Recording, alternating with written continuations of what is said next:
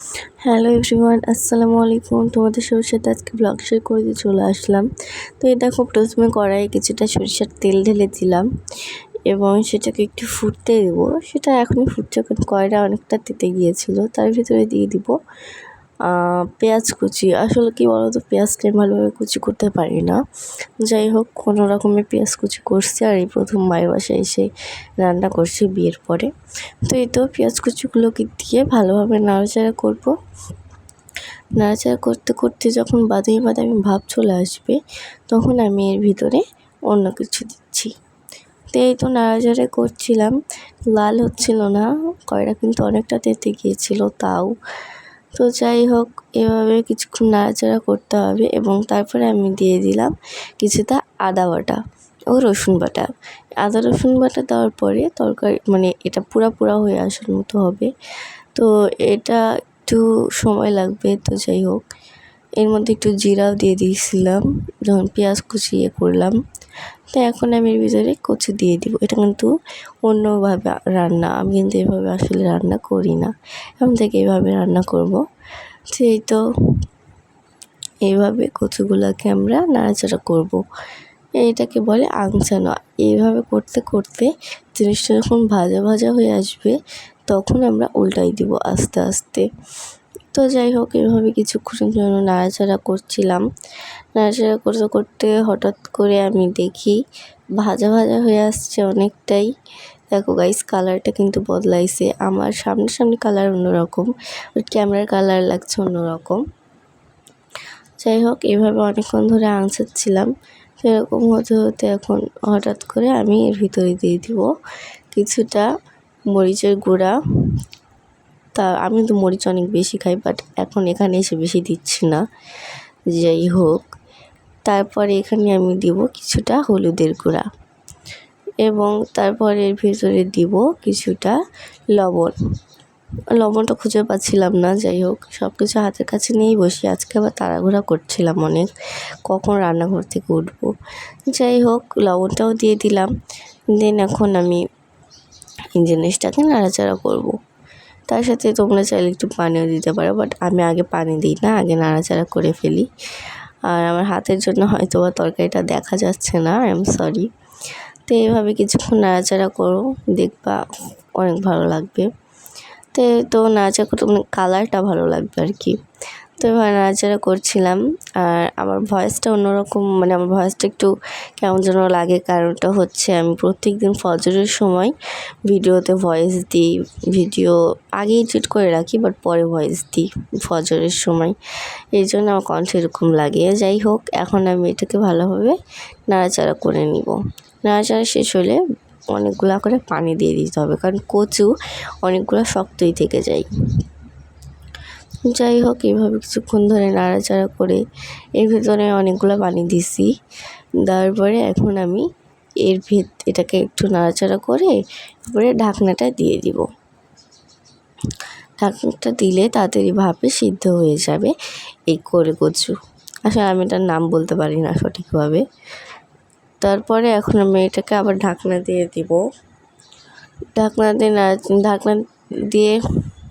ঢাকনা দিয়ে কিছুক্ষণ পরে ঢাকনাটা উঠিয়ে আবার নাড়াচাড়া করে ফেলবো।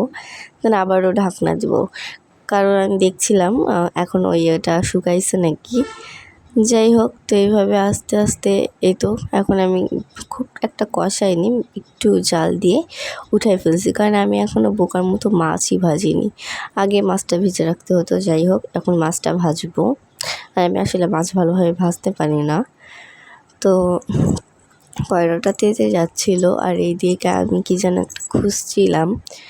তো এই তো এখন আমি যেটা করব, মাছগুলো সব দিয়ে দিব। মাছগুলো দিয়ে এমনি মাছ দিলাম যাতে ভালোভাবে ভেঙে না যায়, আগে হোক। তারপরে আমি এখানে উপর দিয়ে তেল দিয়ে দিব। উপর দিয়ে তেলটা দিলে কি হবে, সব ইয়েতে যায় আর ভালো লাগে। যাই হোক, আমি বেশিক্ষণ তোমাদেরকে ভেজে দেখাবো না, কারণ আমার মাছ ভাজাটা ভালো না। তারপরে এখানে আমি তোমাদেরকে দেখাচ্ছি আমার সে কচুটা ভাপে ওখানে কয়রা তাতেই একবার হয়ে গেছিলো। তারপরে একটুখানি জাল দিলাম, তারপরে আবারও পানি দিচ্ছি। এবার বেশি করে পানি দিব, আর বেশি করে পানি দিয়ে এবার আমি নাড়াচাড়া করব। তো এই তো নাড়াচাড়া করছিলাম, নাড়াচাড়া করে কিছুক্ষণ এইভাবেই রেখে দিলাম। দেন এইভাবে কিছুক্ষণ করে একটু পর ঢাকনা দিয়ে ঢেকে দিচ্ছিলাম। ঢেকে না দেওয়ার পরে আবার দেখি এভাবে ঝোল আবার শুকিয়ে গেছে। দেন আমি ভাবলাম একটু নাড়াচাড়া করে আবারও পানি দিব। এটা মেইন পানি বলতে পারো, মেইন ঝোল আর কি বলতে পারো তোমরা। তো ভালোভাবে পানি টানি দেওয়া হয়ে গেলে আমি এখন যেটা করব, পরে কিন্তু আবার আধা গ্লাস পানি অ্যাড করছিলাম। এখন এইভাবে পানি এই ঢাকনাটা দিয়ে ধুবো যাতে ঝোলের সাথে তরকারিগুলো ভালোভাবে আবার সিদ্ধ হয়ে যায়। সব কিছু ভালোভাবে সিদ্ধ করতে যাই, শুধু ভাতটাই আমার হাতে হতে চায় না সহজে। যাই হোক, কোনো দিন ভালো কোনো দিন খারাপ, আস্তে আস্তেই হবে। তো এইভাবে মাছগুলোর কিন্তু কালার অন্যরকম লাগছে ক্যামেরার সামনে, ঠিক আছে।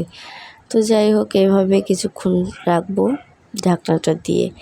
তারপরে আমার মানে রান্না হয়ে গেলে এখন যেটা করব, এই তো আমার চুলাটা একেবারে নোংরা হয়েছিল, আমার না আমার আম্মুর আর কি। সেই চুলাটাকে পরিষ্কার করছিলাম। দেন পরিষ্কার করা হয়ে গেলে এখন আমার থালা বাসনগুলো মেজে নিব। যেসব থালা বাসন আর কি মাজা এখনও হয়নি। তো এখন আস্তে আস্তে মেজে নিব। সবার অনেক রকম অনেক থাকে, কেউ জোরে কাজ করে, কেউ আস্তে কাজ করে। তো আমিও সেই আস্তের ভিতরেই আছি, আস্তে আস্তেই ভালো হবে।